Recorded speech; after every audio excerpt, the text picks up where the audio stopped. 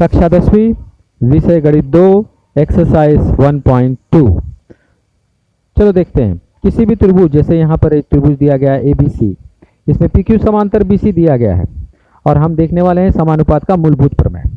इसमें एक बात ध्यान रखना है कि जब जब दो रेखाएं समांतर होती हैं, जैसे यहाँ किसी त्रिभुज में जब जब PQ समांतर BC हो तब तब AP बटे PB बराबर AQ बटे QC होता है। ये बात आपको ध्यान में रखनी है। एक और चीज ये याद रखना है, जैसे यहाँ AP बटे PB AQ बटे QC हो गया। अभी हम एक और देखेंगे समानुपात का मूलभूत प्रमेय का विलोम। ये क्या है समानुपात का मूलभूत प्रमेय का विलोम? कि किसी भी त्रिभुज में जब AP बटे PB बराबर AQ बटे QC होता है तब तब PQ समांतर BC होता है। ये बात ध्यान रखें। यहाँ पर BQ जो है कोण समद्विभाजक है और यहाँ पर हम कोण समद्विभाजक का प्रमेय देखेंगे कि जब जब कभी भी कोण समद्विभाजक दिखाई दे तब वहाँ पर जैसे यहाँ पर 3 बिंदु दिया बटे में, तो AQ बटे QC AB बटे BC होता है। तो ये याद रखें कि BQ कोण समद्विभाजक है तभी ये घटना घटित होगी। एक और बात, हम एक और चीज़ देखेंगे यहाँ पर कि अब यहाँ पर हम देख रहे हैं कि त्रिभुज के कोण समद्विभाजक प्रमेय का विलोम, यानी कि यदि बटा मालूम है AQ बटे QC बराबर AP B बटे AC, ऐसा मालूम है, ठीक है, AQ बटे QC और AB बटे BC मालूम है, तो PQ क्या होगा? कोण समद्विभाजक होगा। अब यहाँ पर हम देखेंगे 3 समांतर रेखा AB CD और EF, ये 3 समांतर रेखा। तो 3 समांतर रेखा और तिर्यक रेखा के गुणधर्म से हम देखेंगे कि जब जब 3 रेखा समांतर होती है तब क्या होगा? AC बटे C बराबर BD बटे DF होता है। तो ये चलो देखते हैं एक्सरसाइज 1.2। इसमें यहाँ पर देखना है कि PM कोण समद्विभाजक है क्या नहीं। तो इसके लिए हम क्या करेंगे? Left hand side right hand side लेंगे पहले और फिर देखेंगे QM बटे MP, QM बटे MR और दूसरा है QP बटे PR, ऐसा हम लिखेंगे। उसके बाद मान डालेंगे 3.5 बटे 1.5 और दूसरा मान है 7 बटे 3। फिर इसके बाद 10 में गुणा करेंगे तो होगा 35 बटे 15 और एक जगह 7 बटे 5 और पहाड़े से कट करेंगे, जानते हैं 5 7 35 5 15। Left hand side right hand side equal हो जाएगा, PM कोण समद्विभाजक हो जाएगा। ठीक है, अब हम दूसरे सवाल पे देखते हैं। यहाँ पर भी हम RM बटे MQ और एक तरफ RP बटे PQ, ऐसे अलग अलग left hand side right hand side का लेंगे। Left hand side right hand side RM बटे MQ और एक RP बटे PQ। फिर इसके बाद मान डालेंगे 6 बटे 8 और एक तरफ 7 बटे 10। फिर उसके बाद हम देखेंगे पहाड़े से कट करेंगे तो 2 तिहाई 6 2 चौक 8। देखेंगे कि दोनों साइड इक्वल नहीं है, इसलिए यह कोण समद्विभाजक यहाँ पर MP नहीं है, PM जो है कोण समद्विभाजक नहीं है। तीसरा जो सवाल पे हम जब चलेंगे तो हम क्या देखेंगे? यहाँ पर भी हम left hand side right hand side लेंगे, QM बटे MR और एक तरफ QP बटे PR लेंगे। ठीक है, तो देखो QM बटे MR QP बटे PR, फिर मान डालेंगे 3.6 बटे 4 9 बटे 10, फिर 10 से गुणा करेंगे तो 36 बटे 40, फिर पहाड़े से कट करेंगे तो 9 बटे 10, 4 का पहाड़ा पड़ेंगे तो कट हो जाएगा, तो LHS इक्वल टू RHS हो गया। तो PM क्या हो गया? यहाँ पर कोण समद्विभाजक हो गया, क्योंकि दोनों समान हो गए। तो ये आपको ध्यान में रखना। फिर दूसरा सवाल हम देखेंगे कि त्रिभुज एक PQR है और इसके अंदर जो मान दिए गए हैं यहाँ पर उसके हिसाब से NM समांतर RQ पता लगाना है। तो सबसे पहले PN का मान निकालेंगे तो वो 20 - 8 बराबर 12 और MQ का मान 25 - 15 बराबर 10। ऐसा करके PN और MQ का पहले मान निकालेंगे। फिर इसके बाद हम वापस चेक करेंगे, left hand side right hand side लेंगे और इस left hand side right hand side में हम देखेंगे कि PN बटे NR पहले निकालेंगे कि उसका मान कितना है, फिर PM बटे MQ उसका मान निकालेंगे, फिर उसके बाद हम PN और NR में मान डालेंगे और PM और MQ का जो मान है वो डालेंगे। तो देखो PN बटे NR और है एक और साइड हम जो राइट हैंड साइड ले रहे हैं PM बटे MQ। फिर जब हम मान डालेंगे तो उसका मान डालने पर कितना आएगा तो देखेंगे तो 12, PN का मान हमने देखो निकाला है 12 और जानते हैं MQ का मान हमने 10 निकाला है, तो वो भी हम मान डालेंगे। तो 12 बटे 8 और दूसरी तरफ जो है वह है 15/10। 4 के पहाड़े से कट करेंगे, 4 तिहाई 12, 4 दूनी 8, 3/2। और इस तरफ 5 तिहाई 15, 5 दूनी 10, 3/2। दोनों तरफ 3/2 आ जाएगा। तो आप देख सकते हैं 3/2 आ गया है। फिर उसके बाद देखेंगे दोनों मान समान हैं, तो Pn/Nr बराबर Pm/Mq हो जाएगा। ठीक है, तो यानी लेफ्ट हैंड साइड बराबर राइट हैंड साइड हो गया, ये आपको ध्यान में रखना है। फिर जब ये दोनों समान हो गया तो आप जानते हैं समानुपात का मूलभूत प्रमेय के विलोम से अब क्या होता है कि Nm जो है समांतर होता है Rq से, क्योंकि जब बटा बटा इक्वल होता है तब ये स्थिति होती है कि भाई जो रेखाएं हैं वह समानुपात में जो होने की वजह से जो रेखाएं हैं Nm और Rq वो दोनों आपस में समांतर हो गए हैं। बात समझ में आए? तो Pn/Nr बराबर Pm/Mq हो गया। ओके, और इससे हमें मिला कि Nm समांतर Rq से। ठीक है, ये बात ध्यान रखना है।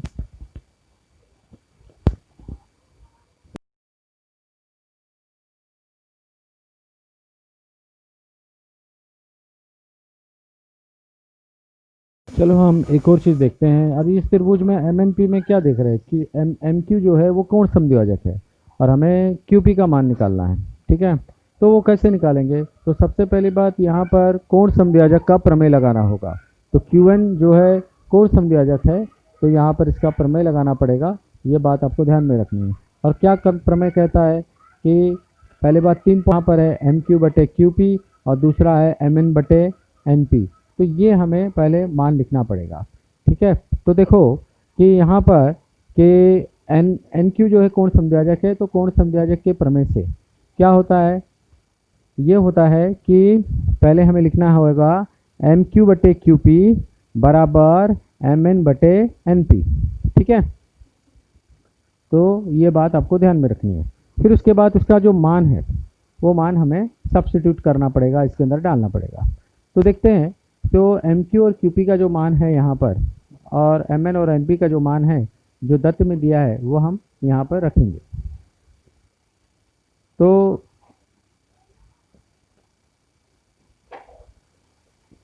टू 2.5/QP बराबर 5/7। फिर इसके बाद त्रिय गुणा करेंगे। 2.5 गुणे 7 बराबर 5 गुणे QP। उसके बाद इसके बाद देखेंगे 2.5 में 7 का जब हम गुणा करेंगे तो जानते हैं वो गुणा करने पर 25 सत्ते कितना होता है आपको मालूम है 17.5, यानी एक डिजिट के बाद पॉइंट डाल दो तो 17.5 बराबर क्या होगा 5 गुणे QP। तो इस तरह से 17.5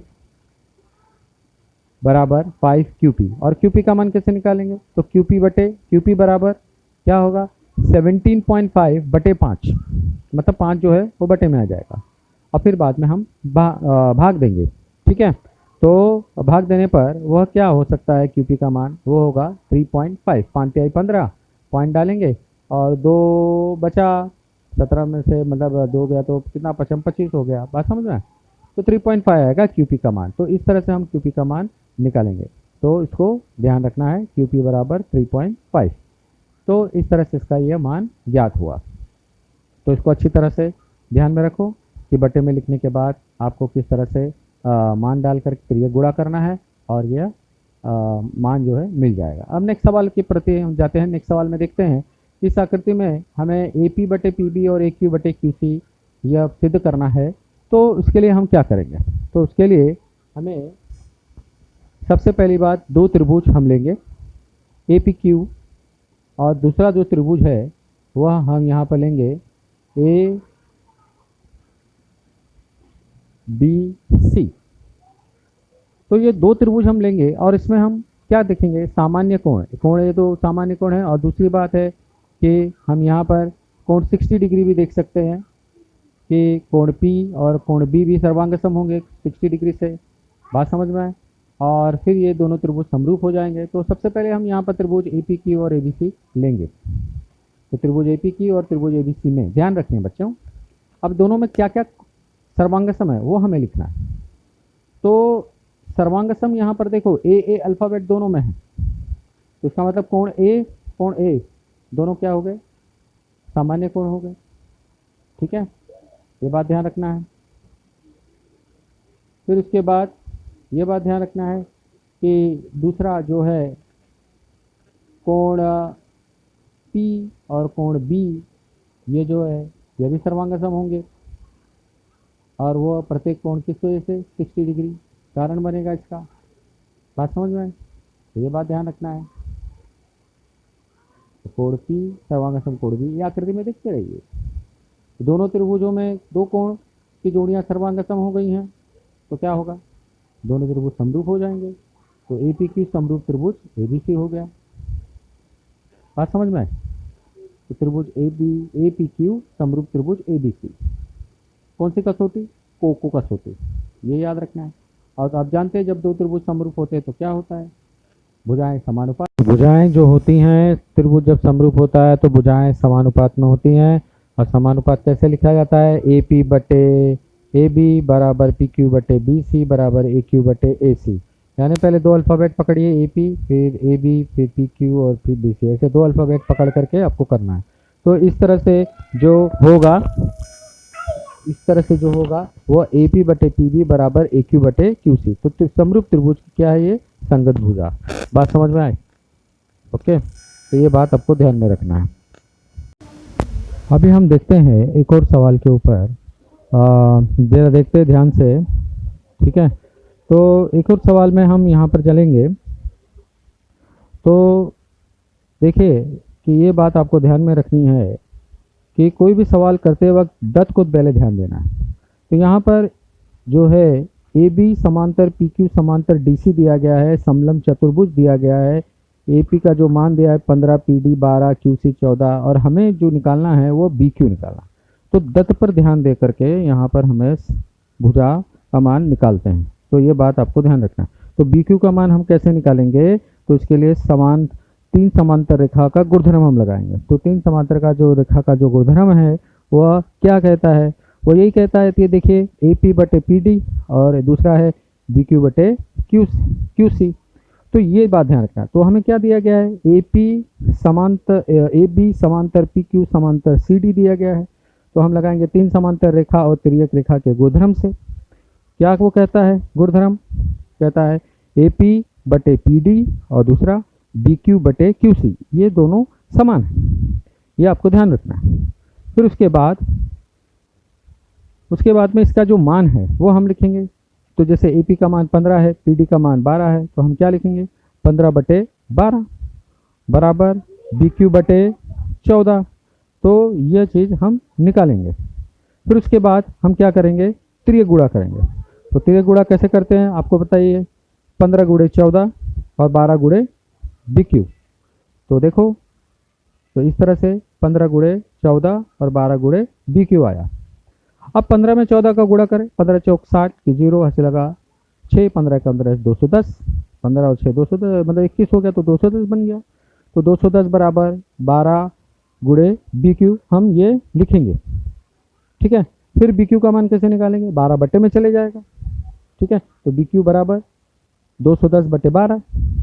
ठीक है, और जब 210 में 12 का भाग देंगे तो कैसे देंगे, तो आप जानते ही हैं, 12 का भाग देंगे तो 12 एकम 12, फिर बाद में 12 सत्ते 84 पॉइंट डाल करके हम 12 बचे 60, ये यानी 17.5। ये आपको ध्यान रखना है, 17.5 इस तरह से बी क्यू का मान निकला। तो ये बी क्यू का मान हम इस तरह से निकालेंगे। बात समझ में? तो बी क्यू बराबर कितना हो गया, 17.5। तो ये आइडिया आपको ध्यान में रखना है कि तीन समांतर रेखा की वजह से क्या होता है, बटे बटे में होता है, जो भी मान होता है वो मान डालेंगे, फिर ये गुणा करेंगे और उसका मान निकालेंगे। तो ये आपको ध्यान में रखना है। ठीक है, तो कभी भी ये बात ध्यान रखें कि सबसे पहले दत्त देखिए और हमें क्या पता लगाना है वो देखिए। अब जैसे यहाँ पर भी वैसे ही सेम आकर सवाल है कि कोण समद्विभाजक तो दिया गया है एन क्यू, और यहाँ पर हमें क्यू पी निकालना है। तो सबसे पहले एन क्यू कोण समद्विभाजक, तो कोण समद्विभाजक का प्रमेय लगाएंगे। तो वो क्या कहता है, पहले 3 पॉइंट वाला एन क्यू बटे क्यू पी बराबर एम एन बटे एन पी, फिर मान डालेंगे 14 बटे क्यू पी बराबर 25 बटे 40, फिर क्रिया गुणा करेंगे, 14 में 44 का गुणा बराबर 25 गुणे क्यू पी। तो 14 में 40 का गुणा करेंगे तो 560 बराबर 25 गुणे क्यू पी आया। तो क्यू पी का मान 560 बटे 25 और भाग देंगे तो कितना होगा 22.4। तो इस तरह से उसका मान निकालेंगे। फिर उसके बाद हम एक और चीज़ ध्यान देंगे। अभी एक और सवाल है, यहाँ पर 3 रेखा समांतर दी गई है। तो ये 3 रेखा जब समांतर है तो यहाँ पर हमें x का मान निकालना है। तो वो हम कैसे निकालेंगे? तो उसके लिए यहाँ पर सबसे पहले हमें ये लिखना होगा कि ए बी सी डी जो ई एफ जो है वो समांतर दी गई है। और समांतर रेखा का आपको मालूम है कि समांतर रेखा 3 समांतर रेखा और उसकी त्रिज्या रेखा का गुणधर्म वो पता है आपको कि उसको कैसे निकालते हैं। तो बटे बटा जो यहाँ दिया गया है उसको हमें बटे में लिखना पड़ेगा, जैसे ए सी बटे सी बराबर बी टी बटे डी क्यू। बात समझ में? तो चलो देखते हैं, ए बी समांतर डी सी समांतर ई एफ ये तथ्य है, ठीक है। फिर उसके बाद हम ये होने के बाद क्या सोचो क्या हमने बताया आपको? तो हमने ये बताया कि समांतर रेखा और तिर्यक रेखा का गुणधर्म लगेगा। तो गुणधर्म से लगेगा तो क्या आएगा, जरा सोचो, अपने आप को सोचो कि 3 समांतर रेखा का गुणधर्म क्या कहता है। तो वो आपको ध्यान रखना है, क्या कहता है जरा सोचिए। हाँ बोलिए, वो क्या हो सकता है? तो वह इस तरह होगा कि ए सी बटे सी बराबर बी डी बटे डी एफ, ये बटे में होगा। फिर उसके बाद उसका मान डालिए, क्या मान है 12 बटे एक्स, ओके 12 बटे एक्स बराबर 8 बटे 4। फिर उसके बाद त्रियक गुणा करें, त्रियक गुणा करेंगे तो क्या आएगा 12 में 4 का गुणा और 8 में x का गुणा करें तो 12 गुणे 4 बराबर 8 गुणे x। अब जरा सोचें, 12 का 4 बार पहाड़ा पड़े, 12 चौक 48 बराबर 8x। तो देखिए आपको लिखना है 48 बटे बराबर 8x। फिर x का मान कितना होगा, क्या हो सकता है बोलिए? x बराबर 48 बटे 8, ठीक है। तो फिर 8 का पहाड़ा पढ़ेंगे कितने बार जाएगा, वो तो आपको मालूम है 6 बार। तो इस तरह से x बराबर 6 हो गया। और ए का मान क्या होगा, आप देख सकते हैं ए सी और सी ई को जोड़ने पर मिलता है, यानी 12 प्लस 6 यानी 18। तो इस तरह से मान मिलेगा। चलो एक और सवाल देखते हैं कि यहाँ त्रिभुज LMN दिया गया है, MT जो है वो कोण सम दिया जाता है और LM का जो मान है 6, MN का मान 10 और TN का मान 8 और LT का मान निकालना है। तो कैसे निकालेंगे? तो आप जानते हैं कि यहाँ पर MT जो है कोण समद्विभाजक है, जब कोण समद्विभाजक है तो बटा होता ही है, आपको तो मालूम ही है। 3 पॉइंट को ध्यान में रखकर लिखते हैं LT बटे TN और फिर आप जानते हैं कि LM बटे MN, ये मान जो है आपको लिखना पड़ता है।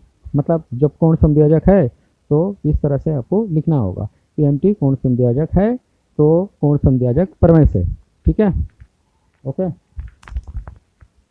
फिर उसके बाद मान डालेंगे तो आप जानते हैं कि LT बटे 8 बराबर 6 बटे 10, ये जो मान होगा तो मान डालना होगा। तो कोण समद्विभाजक प्रमेय से ये मान आया, ठीक है। फिर इसके बाद आप जानते हैं क्या कर सकते हैं, इसके बाद सोचिए, मान डालने के बाद में हम क्या करते हैं, त्रिय गुणा करते हैं। तो त्रिय गुणा आप जानते ही हैं क्या होगा 8 गुणे 6 बराबर बोलिए LT गुणे 10, ठीक है। तो इस तरह से हम त्रिय गुणा करेंगे, ये बात ध्यान रखें।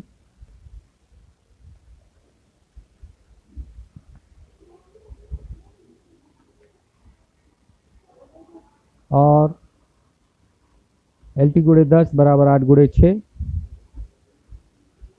फिर 10 LT और 8 में 6 का गुणा करें, 8 संग 48, ठीक है।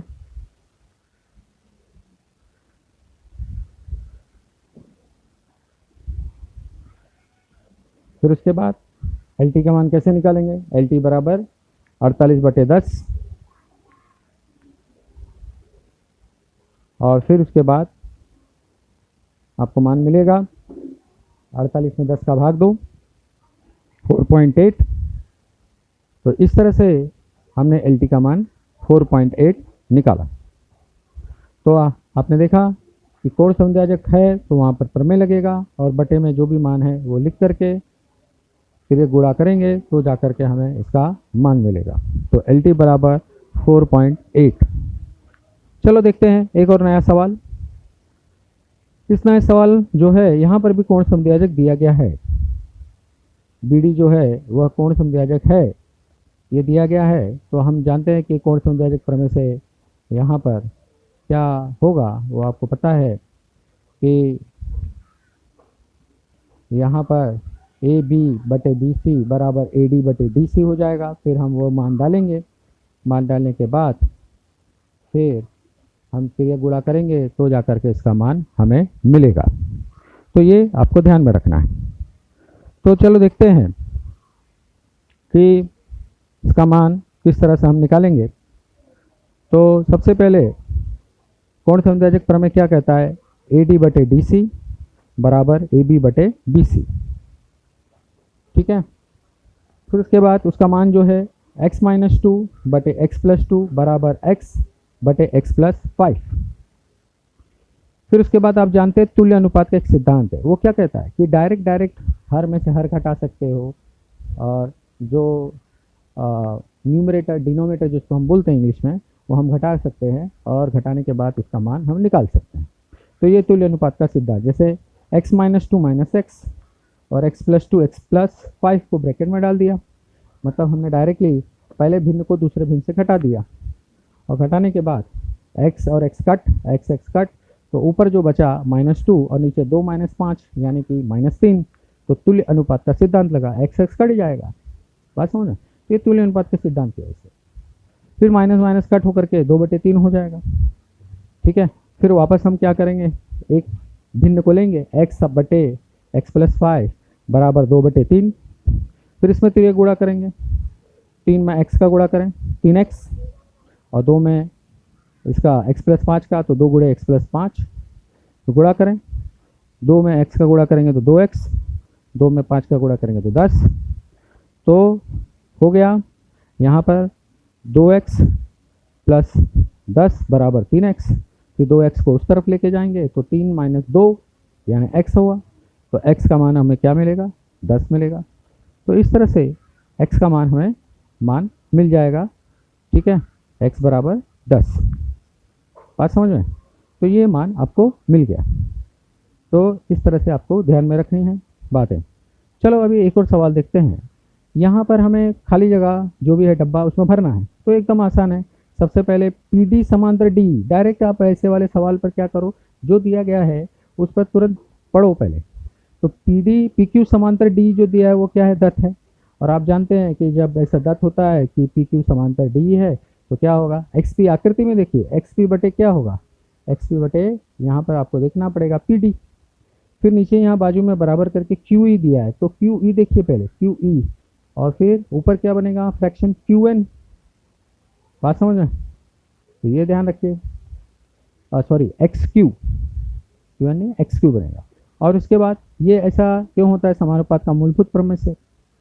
फिर उसके बाद आपको मालूम है QR और EF समांतर दिया गया है, ये भी दत्त दिया गया है। तो हम यहाँ पर डब्बे में क्या रखेंगे, दत्त।